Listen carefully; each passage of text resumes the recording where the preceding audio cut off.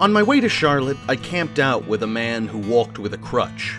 We'd met on the road before, and he asked me to tell him a scary story to liven up the evening, so I told him about a strange, winged creature that I'd seen wandering the woods of New Jersey.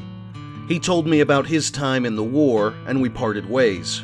The next time I saw him was outside of Charleston, where he was literally tearing himself in two. Where the Water Tastes Like Wine is a game about America and its folktales.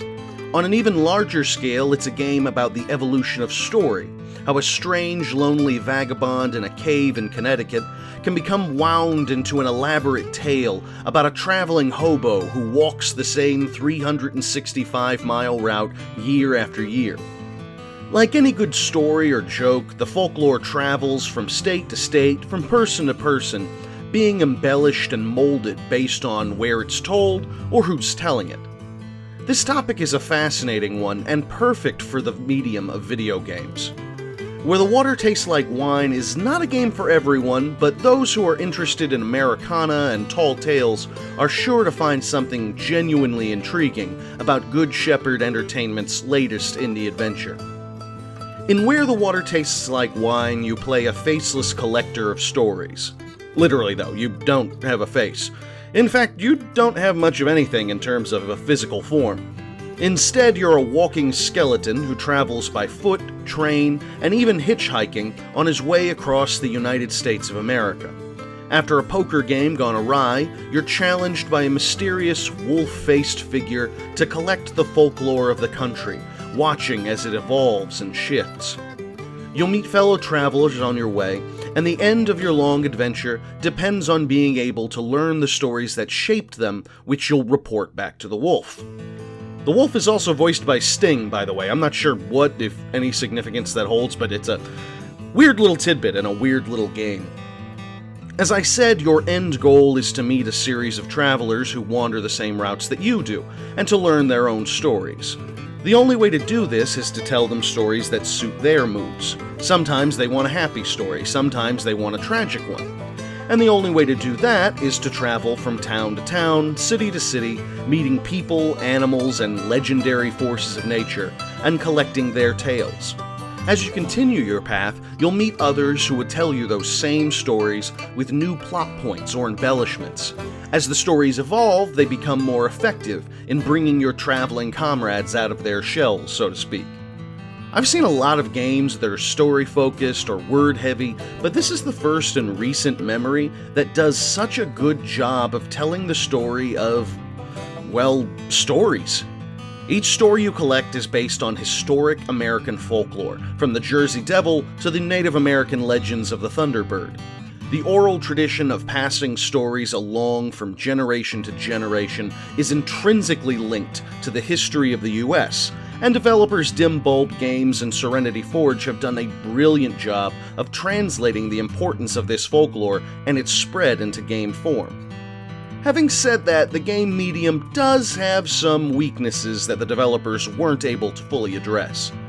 The first and most obvious to anyone who's experienced this game comes from the traveling itself. You have to travel across the country in a game like this. It's the only way that the themes of Where the Water Tastes Like Wine make sense. However, the spaces between one story and another can be very long, and without a main road or a train to jump, you'll find yourself walking across empty landscape for long stretches at a time. There's a system in-game that by whistling you can speed up a little bit, but it can be a little distracting and it doesn't really make you go that much faster. Perhaps the addition of random encounters in a wandering monster fashion would alleviate some of the boredom you can feel between towns, but as it stands, Where the Water Tastes Like Wine is full of long, slow moments where you're not really doing much of anything except for moving forward and occasionally checking your map. If you have to wander endlessly, though, you could do it to a worse soundtrack than this one. There are a lot of terrific tracks to listen to, all in that Depression-era sound of folk and blues. Some of the songs, however, are a little overproduced. I'm not a music reviewer, but this game feels like it needs a soundtrack that feels as scratchy and worn as Oh Brother, Where Art Thou, and a few of the songs, while very well performed, are a touch too polished for the gritty, wandering theme that this game is going for. Overall, however, I'd say that Where the Water Tastes Like Wine is a fascinating new game with a subject that, despite its age, feels fresh and unique. There aren't a lot of games out there like this, and that could mean you'll love it, or be completely underwhelmed by it. My guess, however, is that if you're excited about the idea of folk stories, Americana, and wolves that sound like the lead singer of The Police, you'll get something out of this. If, however, you can't stand the notion of wandering the countryside aimlessly without a few orc bandits to slay, you might skip this one.